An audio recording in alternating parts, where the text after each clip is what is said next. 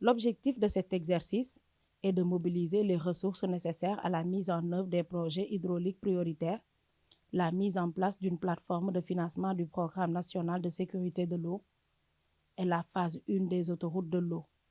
Avec un coût global de 3 500 milliards, le ministre de l'Hydraulique et de l'Assainissement compte sur les partenaires techniques et financiers pour la réalisation de ce projet.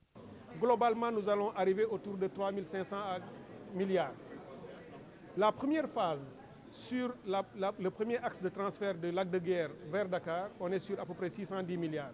Si on y ajoute le besoin, parce que le temps de construire, on ira vers 2029 pour le réaliser et le lancer 2029-2030 au plus tard. Dans la phase intermédiaire, où on avait déjà annoncé un stress hydrique, c'est-à-dire à partir de 2027-2028, on aura besoin de grandes quantités d'eau dans le DMT, Dakar, Mbour et Thiès. En attendant qu'on finisse le grand transfert, la SONES va réaliser des investissements qui vont aussi continuer à donner de l'eau pour Dakar, Mbour et Thiès et les autres régions. Ça, on est autour de 235 milliards. Si on les met tous ensemble, on est dans les 800 milliards.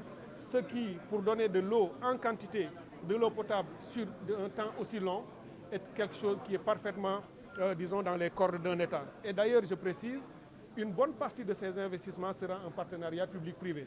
Autour des thématiques, la stratégie du Sénégal pour la sécurité de l'eau et les ressources de financement potentielles, l'importance du partenariat public-privé pour accélérer les investissements dans le secteur de l'hydraulique et l'assainissement, la maîtrise de l'eau, une voie irréversible vers une croissance verte et inclusive, nouvelle vision dans le projet.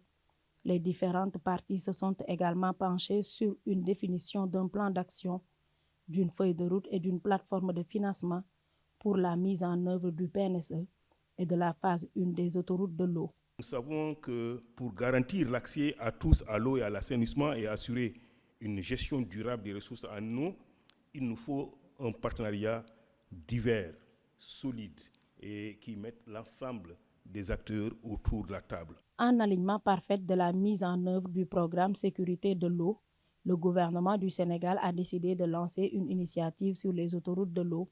Cette nouvelle vision, impulsée par les autorités, place l'eau comme élément moteur du développement économique et social afin d'accélérer l'accès aux services sécurité d'eau potable tout en soutenant l'impulsion d'une croissance basée sur les activités agricoles. Ce programme de transfert d'eau, mon collègue va me permettre de dénouer et de libérer des centaines de milliers d'hectares non loin de ces couloirs, de ces corridors de transfert d'eau qui vont nous permettre de produire au Sénégal ce que nous consommons. Vous êtes habitués à voir les autoroutes en goudron sur lesquelles roulent les véhicules.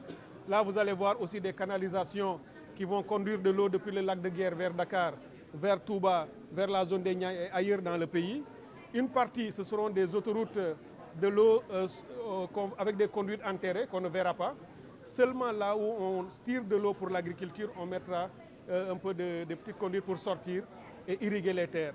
Mais dans d'autres phases de ces projets, ce seront de l'eau visible par des canalisations où vous allez voir l'eau couler. Ce sont des infrastructures qui seront créées.